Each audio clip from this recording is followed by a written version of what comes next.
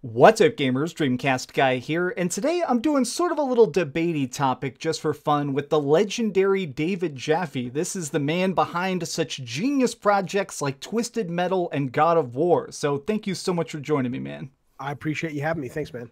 So I've been looking at your Twitter recently, and it's pretty interesting. You are definitely very vocal online. You don't mind getting in debates and arguments all over the internet, and I really respect you for that. But yeah, you've kind of been using some language recently that I wanted to talk to you about, specifically the term entitled gamer in reference to loot boxes. I am vehemently against any sort of microtransactions, so I just kind of wanted to give you a chance to spell out what's the reasoning here. Well, the reason that I've been using the term entitled when I use the term entitled, you mean? Yeah, because that's a very loaded word, I feel like, in modern tense. It's a loaded word if you're a fucking baby. I mean, it is. I find gamers these days who are like, you shouldn't have called me entitled. That's really sort of triggered me. That's a bad word. I'm like, that's like when you type in all caps and people think you're yelling. It's like, dude, they're capital letters. They're not going to hurt you. It's not real. Okay, but so when you have someone who tweets at you talking about loot boxes, literally saying to you, we gave the game developers and the publishers plenty of time. We told them we didn't like loot boxes, and now the government's stepping in, and now you're going to have to fucking play ball. And when you press them and talk to them about why they don't like loot boxes, they're talking about things like they think it ruins the game experience, or they think it's not as, well, hang on, they think it's, and I'm not saying they're wrong, by the way. That's not the point. That's not the point. I don't like loot boxes either. I don't have a problem with cosmetic loot boxes, but I despise loot boxes when it comes to anything that affects gameplay. I don't even like leveling up in games that have no monetization and giving somebody an advantage on the battlefield that comes from just leveling up. I think it should be pure skill.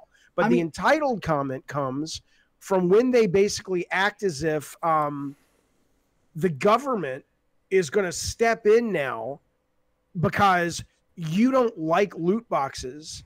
That's the height of entitlement. It's like if you're going to say the government's going to step in because loot boxes are gambling and it's hurting children, which is the only thing the FTC has said recently, then I think that's wonderful. I feel like you're conflating a lot of things here, though. I feel like you're trying to... I can show you the tweets. I feel like you're taking specific examples, though, and this is a very large argument. And my problem is I review a lot of games, and there have been projects that have just been released recently that are completely destroyed by microtransactions, one of them being the new Lord of the Rings game. Shadow of War was... You had to buy units with actual money, and then the final quests required your army be big enough to basically get the true ending. You're going to say to me that's going to convince me that you're wrong about disliking microtransactions. The issue is not, are microtransactions good? The issue is when you have someone tweeting at you saying, I personally don't like microtransactions, and I told you I didn't like microtransactions game industry, and now because you didn't listen, the government's going to step in. So that's entitled. That's asking the government to basically be a game designer and go, hey, government, hey, big brother, they're ruining Assassin's Creed Odyssey. And that's not what the government's saying. Well, I feel like you're being very demeaning here. I think it's people seeking a solution. They tweeted me this. I believe that these conversations have happened, but I feel like kind of pushing them into a corner and acting like they're these little children crying out for the hands of Big Daddy is kind of... My issue is that loot crates are continually getting worse, and I feel like they're spreading so much in the industry. And now I think we need some form of regulation. The same way that the industry created the ESRB to make sure nobody else had to step in. We found a way to try and make it where we could curb that. And I think that we need to have that now. I would call it something like the Ethics Transaction Bureau or something like that. We need something to step in there. The problem is and by the way, you are the same problem as these guys online. Okay. You're expressing it in a much more mature, respectful way, but you have the exact same problem, which is you're the one that's conflating it. You're the one that's marbling two different arguments. Okay. The idea of loot boxes being awful for the most part, you're not going to find a lot of people who love video games that disagree with you. Okay. I agree with you. And it would be great if that could basically, except in the cases of cosmetic ones, and even then, depending on the gamer you ask, it would be great if traditional loot boxes would go the fuck away. Okay, no one's arguing that. What I'm talking about, and you asked me specifically about the entitled comment, is the fact that you can sit there and say, I don't like loot boxes, I think they're shitty, and not turn around and actually think that the solution is government regulation. Okay, solution is to tell the companies to go fuck themselves. I'm not playing ball with you guys anymore. You don't get any of my money anymore. Go fuck yourself, EA. Go fuck yourself, Ubisoft, because you're disrespecting me as a customer. That's the proper solution. But when you actually turn to Big Brother and say, fix this for me, you don't think that's entitled? But I think people are doing both. If you look at games that are trying to push... Both. Why not? We're trying to right now. This is the generation of voices. And ask them to make. That's like going to the government and saying, "I don't like that Spider-Man died at the end of Avengers: Infinity War. Could you fix that?" It's not, because I feel like they're trying to do both. It's in that example, it's I don't want to buy a movie ticket to Avengers 4 because I didn't like that Spider-Man died, but it's simultaneously asking them and saying, hey, in the future, I don't want you to kill characters like that. Like, I'm saying this, it is an example of your freaking example. My thing, though, is that I feel like we're trying to do both, and I think gamers are doing both pretty effectively. What is the both? What is the both? So, and that's what I was about to say. So the government regulation thing, definitely not a good move. I don't like the idea of the government regulation, but I do think that it needs to be curbed in some way. I think that people are effectively boycotting stuff, though. I think that people are making their voices heard and more focused than before. Okay, but why does it... Okay, let's agree it needs to probably be curbed if you're Ubisoft, whatever. Let's agree to that. Okay. Why in the world, though? Okay, I mean, just because that's what we're talking about. You asked me about entitled stuff. We can talk about loot boxes if you want to. But if you're talking about, do I stand by passionately calling some of these gamers entitled? You goddamn right I do. Because think about this. You're basically saying that when there are design choices on the part of developers or publishers that you as a gamer don't like, the fact that you're walking around on Earth thinking that one of your options to make the changes that you don't like go away is even to entertain the possibility of government regulation. You're basically saying when there's something in an entertainment product you're not happy with, you're willing to literally ask the government to help you out. But so here's the thing is, but this has always happened in so many different industries. I mean, that's why the Better Business Bureau exists. No, is it because doesn't. we think of these things as scammy. That's my point, is that it's strange to me to hear you sort of grading the language. And that's part of my problem with it, is it sounds like you're basically saying these are the things that are allowed to be said, these are the things that are not allowed to be said.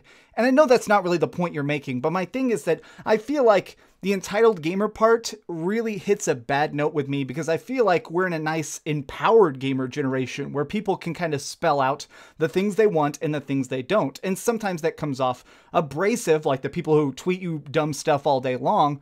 But my thing is that I feel like we need to try and find that path. Like, what do you think is the correct way to try and have this conversation? The correct way to have the conversation is to say, do you like loot boxes? For certainly... The correct way to, I mean, what is the conversation you want to have? The conversation is the FTC has said, we think there's a chance that loot boxes could be some form of gambling. And we think that if it is some form of gambling, it may actually hit upon the definition of harmful gambling, because the Pokemon company won a lawsuit when people accused them of being gambling, and the judge looked at it and said, well, yeah, it's gambling, but it doesn't cross the threshold of being harmful enough, so we're not going to step in and have any kind of punitive damages or even talk about regulation. So all the FTC has said is, look, we have to protect children. If this is out to actually be gambling, then we're going to hopefully ask the industry to regulate. And if they don't regulate like they did with the ESRB, then we may have to step in. No problem with that. Zero problem with that.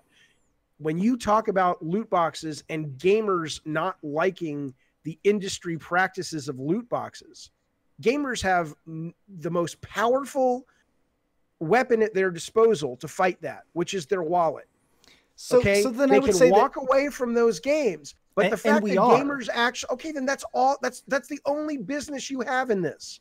That's the only business you have in this. That is the anything else that you try to do is entitled. It's you thinking you have a right to direct. The only language these corporations speak with you is money. That's the only language that you can speak to them in. So, okay, I don't give if I'm Ubisoft, Take-Two literally said that they made 62% of their revenue first quarter last year from microtransactions. Activision said they made $4 billion last year for microtransactions. Okay. Doesn't that seem evil to you then? Doesn't that seem like something we need to try and reel in? Why not? Why? Because I'm seeing, so my thing is, look at Rockstar and Take-Two. So Rockstar and Take-Two are in bed together. That's look right. at the fact that Rockstar used to produce like 3 games a year. Bully, Manhunt, GTA 3, just back-to-back amazing projects that just blew our minds. But now, if they can make $80 quadrillion off of selling shark cards in GTA 5, doesn't it feel like that needs to be curbed in some aspects so we get more creativity? I don't know. I guess that's my problem from the gamer aspect. What you need to do, look, I voted for Bernie Sanders. I like socialist ideas, but what you're really saying is you want to live in a socialist country where the government dictates for you how people can wake up in the morning, and you absolutely are. If Rockstar... That feels like a big jump to me. How is that a big jump from you saying... Wait a minute. How is that a big jump from you basically saying you feel that there's something evil about the fact that Rockstar has basically made 1 game instead of making 3 games? They have chosen as a company, the Hauser brothers have chosen, this is how we want to live our creative lives. This is how we want to spend our days. We want to focus on 1 game now instead of multiple game now. And you're kind of going, that's wrong. Well, fuck you then. You go fucking make a video game. Well, exactly. Yeah, exactly. From this standpoint, we definitely have very different point of views because you've made tons of video games that have been video games are almost as easy to make these days as making YouTube videos in terms of the field has been leveled. You can go learn Unity. You can go learn Game Maker. It's not that hard. You can't make GTA 5. You can't make Assassin's Creed Odyssey, but you can make a video game these days if that's what you want. Don't you? So my thing is, from my perspective on the ground of watching all this stuff unfold, I think that things are getting so bad and loot crates and all that stuff is becoming so large. I think it's going to cause some sort of bubble pop. That's my fear right now, is that why is so that a many fear for people you when you want that? The thing that comes out of the bubble pop on the other side will be positive, but I think we're going to see a lot of really big companies get shut down or reformed in some way. Great. Don't you want that? It's good in some way. No, that's exactly what you want. The fact you don't even understand. I'm a bigger fan of your opinion than you are. Oh, really? You don't even know how to fight for your opinion, sir. Activision can go fuck themselves. Exactly. Okay? Activision, EA, or shit. The most vulgar thing I saw about 6 months ago or 8 months ago, I love Hearthstone, okay, is when suddenly on that BattleNet launcher, you start seeing the fucking Activision games join the ranks of these fucking brilliant games like World of Warcraft, Diablo, StarCraft, Hearthstone, and then suddenly, boop, what's this down here? Call of Duty? It's like, wait a minute. Wait the fuck a minute. That's not right. Suddenly, as these companies have merged together, and it's clear that Activision has become the dominant, the alpha male. By far. I think they're the largest company in the world now or something. You are now seeing, oh my God, that fucking dog. You are now seeing a situation where Activision's philosophy is starting to marble into Blizzard. So you are starting to see Activision with their, what I would consider very greedy and very like, fuck art, fuck games. We might as well be making widgets. That's how it feels. I hate to be disrespectful. I know people who work over there. I knew a lot of people say the new Call of Duty, which I have not played, is the best in years. So I'm probably painting it with a little bit, probably painting it with a little bit too much of a black and white brush. But that said, I think it's fair to say that at least from the outside looking in, Activision probably personifies the sort of Mr. Potter, It's a Wonderful Life, super fucking greedy company, better than any goddamn company in video games. Okay, so as they start to push out the Mike Moynahans of the worlds and the Ben Brody's of the worlds. I think it's Ben Brody of the worlds who ran Hearthstone. Guys are going to go off. They've come through the bubble you're talking about. They're going to go off and they're going to start new companies. Okay. But you want these companies to fail. What you want is the gamer's biggest power is the ability to say, no, thanks. I don't want that. Fuck off. And in that, just like with the online passes that Sony tried to push down people's throats back in PS3 generation, you don't see those anymore. Because the gamers said, no, thanks, go fuck yourself. We're not interested in that. We think it's shitty. That's how you take a company down. I see the government. that's what I see all this being, though. That's what I see this stuff right now. I see this like entitled gamer behavior is that, in my opinion. I feel like people are properly boycotting so much stuff. The entitled gamer they are not entitled if they are voting with their wallets. They are strong, passionate consumers that I have nothing than respect for. Drawn to Death was a failure. My company's out of business. I didn't give the customer what they wanted. As much as I tried, as much as I loved that game and believed in that game, I read the market wrong, and the customers, rightly so, said, "We don't care how much you love it, Jaffe. You fucked us up. We don't care about it. Go fuck yourself." And I'm out of business now with that company. And that's exactly how it should be. That's not entitled. That's a customer being powerful and being in their element and fighting with the weapons that they have. What's entitled is when they say, I don't want to I don't want to vote with my wallet to solve the problem. I want to call daddy and mommy and big brother and say, I don't like how Devil May Cry has loot boxes, and I'm going to play Devil May Cry like I used to. And can you please solve this, Mr. Trump? Please. Thank you. That's bullshit. That's entitled. I feel like we've got a box around it now. And I feel like that's very good. I feel like I now understand what you're saying, which is that you're saying that it's not that gamers in general are being entitled. It's that this certain behavior pattern, that people who are buying products, then complaining about them, and then simultaneously asking that future products in that genre get curbed by outside sources. It's only that it gets curbed by outside sources. You have every right to buy a product and complain about it. That's part of what you buy when you buy the product.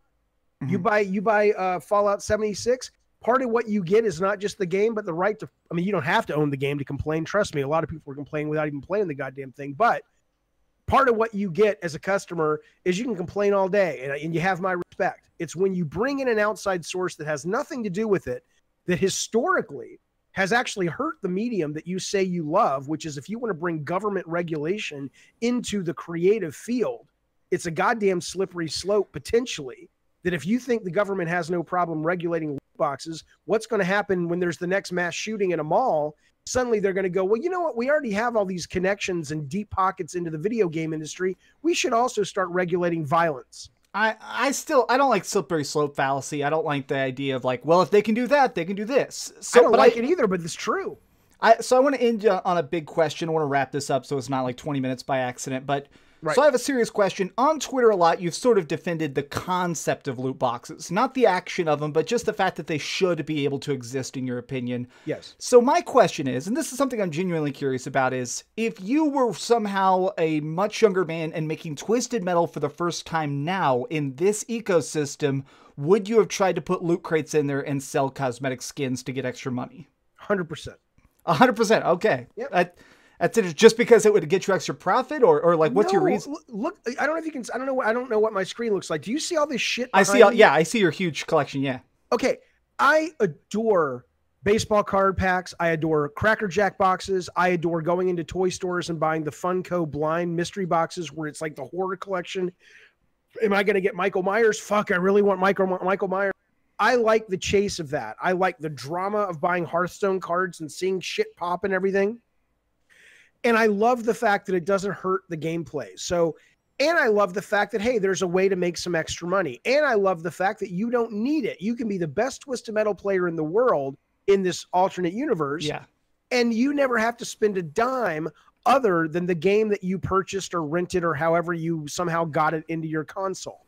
I think that's wonderful. I despise loot boxes or microtransactions or any kind of thing that gives people an uneven advantage on the playing field. As I always equated, it's like you and I are sitting down to playing a game of chess and you've somehow unlocked or purchased the queen that has a shotgun and a grenade. And I'm like, Jesus fucking Christ, I can't win because your queen not only can move however she wants, but she's got a sniper rifle.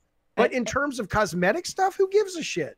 To me, that's still, just as a final point, I guess I still don't like that. I am then still, don't buy it. I die on the hill of not liking microtransactions in any form. And even in a world where we got another freaking awesome Twisted Metal that blows my mind, if I knew that to get the sweetest Sweet Tooth skin, I'd have to eventually get it out of randomized crate, that does sour it for me. But that's a point we can disagree on. You don't have to buy it. Exactly.